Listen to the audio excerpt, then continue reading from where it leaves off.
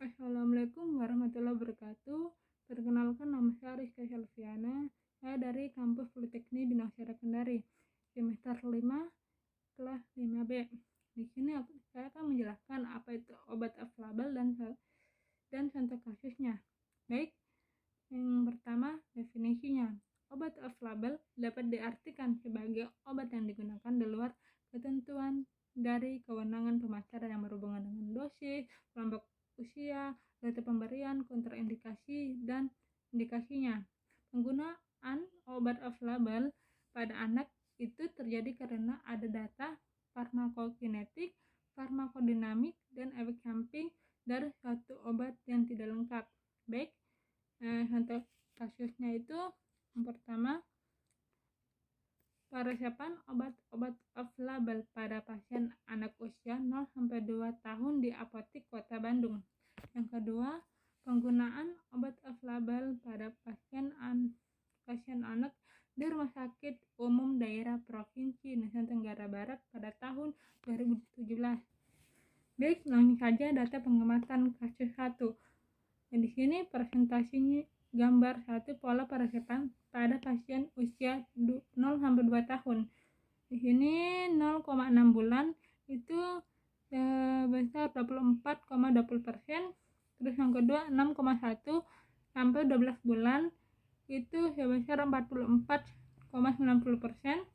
Terus yang ketiga itu 12 bulan sampai 24 bulan di sebesar 30,90%. Baik, gambar yang kedua itu adalah penggunaan obat berdasarkan ATC-nya. Bisa dilihat di sini yang paling bawah yaitu antibiotik, antiviral, antifunginya itu 28%, saluran pernapasan sebesar 23,37%, analgetik, antipiretik, dan NSAIDE itu 15,86%, anti alergi, antihistamin 12,20%, sistem pencernaan 8,20%, antidepresi 8,50%, vitamin 2,60%, dan kortikosteroid itu sebesar 1,40%. Baik, yang gambar ketiga itu presentasi penggunaan obat terbanyak diresepkan pada anak usia 0-2 tahun di apotik Kota Bandung, yaitu sebesar paracetamol sebesar 19,15%.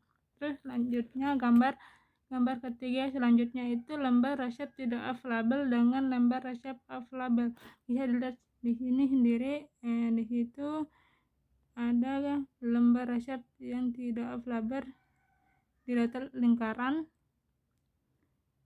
Gambar 5 itu presentasi penggunaan obat off-label terbanyak. Terus yang gambar ke-6 itu presentasi penggunaan off-label berdasarkan ATC. Itu sistem pencernaan itu sebanyak 44%, dan yang paling sedikit yaitu antidepresi itu 0,30%. Selanjutnya gambar ke-7 itu perbandingan presentasi kategori obat off-label usia, dosis, dan kontraindikasinya. Bagian atas itu obat off-label kontraindikasi itu 19,74%. Di tengah itu obat off-label dosis 19,73%, dan off-label usia itu 70,53%. Lanjut, gambar 8 itu presentasi penggunaan obat off-label usia. Domperidonnya itu sebanyak 33,50%, triamcinolone itu sebesar 18,90%, erdotein 13,20%, vitamin 12,20%, karbocystein 5,90%, bromhexin HCl bromhexin HCl itu 4,90%, mometasone furoate 3,00%, ciproheptadin HCl 1,80%, kaolin dan pektin itu 1,60%, ondansetron 1,40%, vitamin 1,00%, feniramin malet itu 0,80%, efedrin 0,60%, sodium metamizol 0,60%, piracetam 0,40%, dan yang terakhir itu ketotifen itu 0,20%. Lanjut, data pengamatan kasus kedua. Bisa dilihat gambar 2 itu penggunaan obat berdasarkan ATC pada pasien rawat jalan. Penggunaan obat berdasarkan ATC pasien rawat jalan itu antiinfeksi untuk penggunaan sistemik itu 21,854%, dan yang paling sedikit itu antiparasit, insektisida, dan pebasmi 0,662%. Lanjut, gambar 3 itu penggunaan obat off-label pada pasien rawat jalan.